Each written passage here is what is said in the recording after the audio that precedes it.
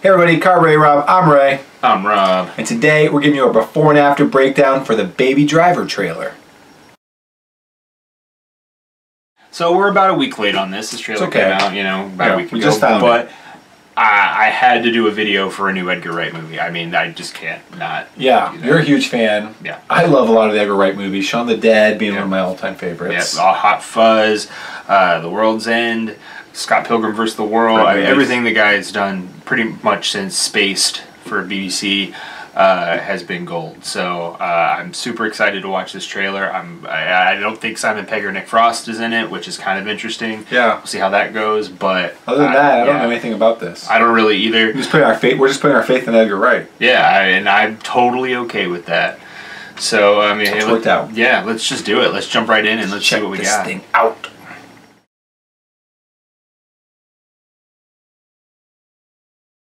Alright, so that looks like a lot of fun to me right now. Absolutely, I completely agree. But one thing I will say is it doesn't necessarily look like a Edgar Wright movie. Yeah, I think that's a fair point.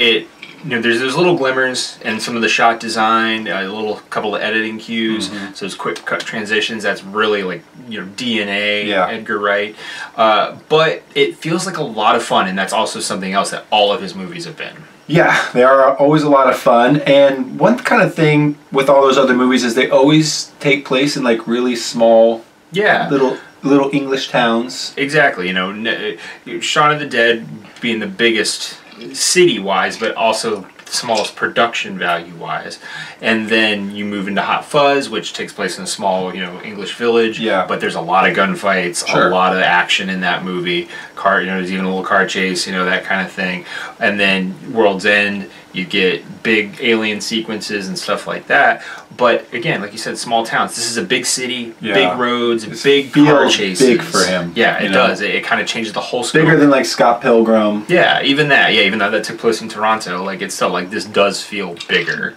Yeah, and I think it's going to work because, I mean, he's definitely a talented enough guy to handle that. Absolutely. I feel like this is a real natural progression for him, even if it doesn't necessarily feel like something that he's done before. I feel like it's a real natural progression. But, as we've said before, a lot of directors get themselves in that, pigeonhole where it's like, oh, this is my style, this is what I have to stay in. This is all I do. But we bash guys for that. So we do. It's good to see him kind of salute Edgar Wright for stepping out of the comfort zone and doing something a little different. Absolutely. So one thing that could maybe be a red flag for some people is the concept I wouldn't call original. No. A car chase heist movie, I mean, we see those kind of regularly. We get 2 or 3 Fast and the Furious movies a year. So. Right. So I mean, this just falls right in line with that. But I mean, which is kind of surprising that Edgar Wright's doing a car chase heist movie. Yeah, I agree. We got it looks kind of like The Italian Job. It's Gone in 60 Seconds, Fast and the Furious, as you mentioned, or maybe a little Lock, Stock, Two Smoking Barrels in there with some of the quirky dialogue and stuff. But people can make those connections. But I do feel that it's still I trust enough in Edgar Wright that he wouldn't just make this shell of a genre movie that he knew would make a big box office. Yeah, I don't think I don't think this is his sellout movie that he's short for cash by any stretch. And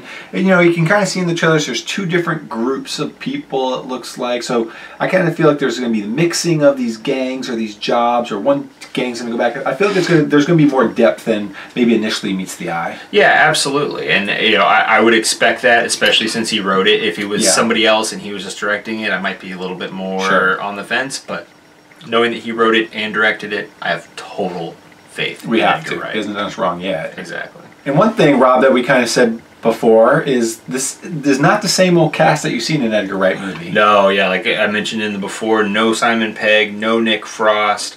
Maybe they'll pop up somewhere in there. You never know. But as far as being main characters, they're not. So, but instead he's kind of trading up for some. Not trading up because I love those guys. There's no trading up. I love those guys.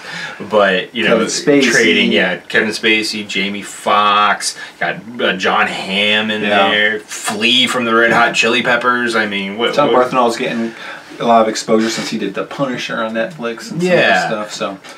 So definitely it's a strong cast. Yeah, absolutely. Maybe not a lot of guys in the top of their game. Right. But they're not like sizzling hot at the moment. Right. But really good actors that that can all be funny, can all be serious, can really like pull off probably what Edgar Wright's asking for. It's true, and it's probably safe to say it's the biggest named cast that he's worked with. I mean, even if you look at something like Scott Pilgrim, I mean, a lot of those people aren't big named actors. I mean, Chris Evans is in it for a little bit, but you know, that's kind of like it's kind of a big deal when he showed up. Right, exactly. But you know, a movie like this, you know, you've got these actors, you know, Oscar-winning actors and stuff like that. So it's kind of interesting that he's gone this direction, but as we said before, you know, as far as the feel goes, I think these guys really lend themselves to what he's trying to do, and I, like you said, I completely agree that they can do what he wants them to do, and he can, as a director, can get them there. All right, Rob, I think I know where you're going with this, but how do you rate it? Midnight it, stream it, or forget it? Well, I can't imagine not midnighting an Edgar Wright movie. And this one's no different, so I will be midnighting it, and I'm really excited about doing it. Yeah, I think if there was a different director, I might be a little more nervous, but I have so much faith in Edgar Wright that, yes, I will be midnighting it as well. Yep, I think if it was anybody else doing this kind of on the you know, surface, generic storyline, I'd probably be with you. But Edgar Wright, we salute you. We're with you 100%. All right, guys. Now it's your turn to tell us what you think of Edgar Wright's new movie in the comments below. Also hit that like and subscribe button to catch all of our upcoming videos. Till then, this is Carl Ray Rob. I'm Ray. I'm Rob. And you tell someone you're the Metatron and they stare at you blankly. You mention something from a Charlton Heston movie and suddenly everybody's a theology scholar. You people, if there isn't a movie about it, then it's not worth knowing, is it?